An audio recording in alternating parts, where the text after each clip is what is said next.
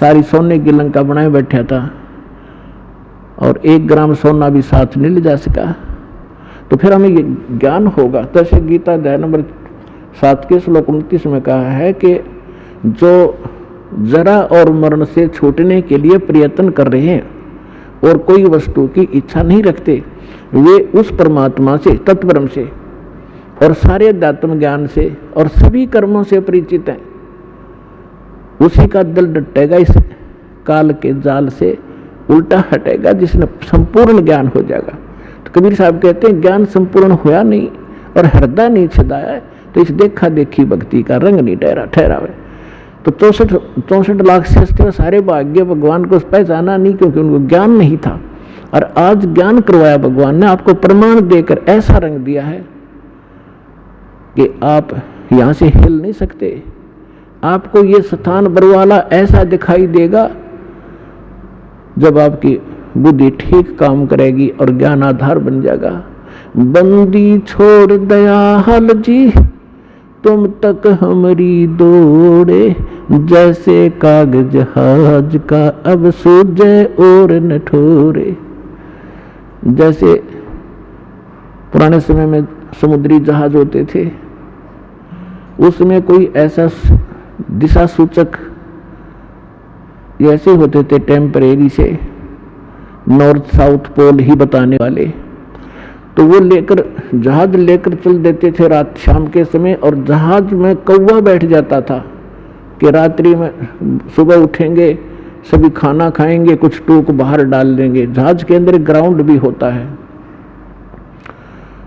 तो वो कौवा इस लालच में बैठकर चला जाता है। रात्रि में 200-250 किलोमीटर जहाज समुद्री निकल जाता है। तो वहां जाने के बाद सुबह होता है, तो होता था तो ड्राइवर जो होते थे इसके चालक जहाज के, वो ये चेक करना चाहते थे सुबह उठ करके हमारी दिशा ठीक है कि नहीं, क्योंकि जो दिशा सूचक होते थे नॉर्थ साउथ वाले दो चुंबकीय, तो कई बार चुंबकीय चट्टानों से डिस्टर्ब हो जाते थे।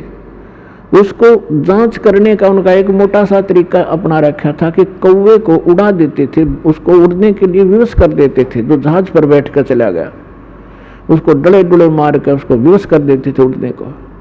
तो कौवे के अंदर एक ऐसी कला दे रखी है भगवान ने कि उसको ये वो दिशा भूल नहीं पड़ती जिस दिशा से वो चला था, तो फिर अपने घर की तरफ ही उड़ता है सीधा स्ट्रेट। तो जिससे वो जहाज के चालक तो अपने उस इंस्ट्रूमेंट की जांच कर लेते, सही है या गलत है, गलत है तो सेट कर लेते अपनी दिशा जहाज की। और थोड़ी देर में वो कौवा उड़ के थोड़ी बहुत दूर जाता, 1000-2000 फुट, फिर उसको कहीं स्थान नहीं दिखता कहाँ तक उड़ के वो जाकर बैठे।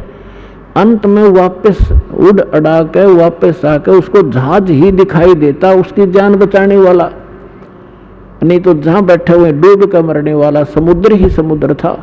तो वापस आकर उसने जहाज पर ही शरण लेनी पड़ी और स्थान कहीं उसको दिखाई नहीं दिया जहां उसकी जान बच सके।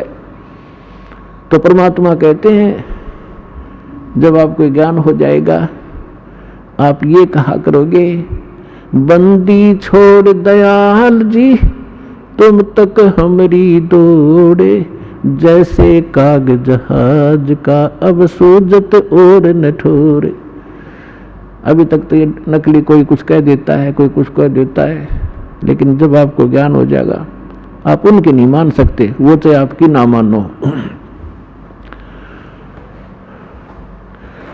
तो प्रसंग चल रहा है, परमात्मा आपको ज्ञान देते हैं, आपको ज्ञान से परिपूर्ण किया जाता है। यहाँ बुला करके प्रोजेक्टर बनवाए भगवान ने, टीवी चैनल बनवा दिए, मोबाइल दे दिए अपने बच्चों के लिए बनवा के। अपने आत्माओं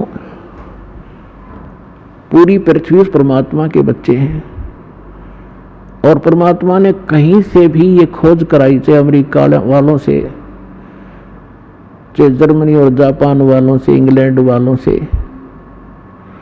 तो ये सारे विश्व के काम आई। जो भी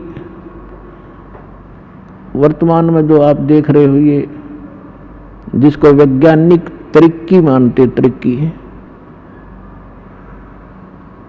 अब यहाँ विचार करने की बात है कि परमात्मा के सब बच्चे हैं और अपने ही बच्चों के लिए अपनी बुद्धि देकर उनको सब कृतार्थ करते हैं। तो ये सारा कहीं से भी परमात्मा ने दया बख्शी।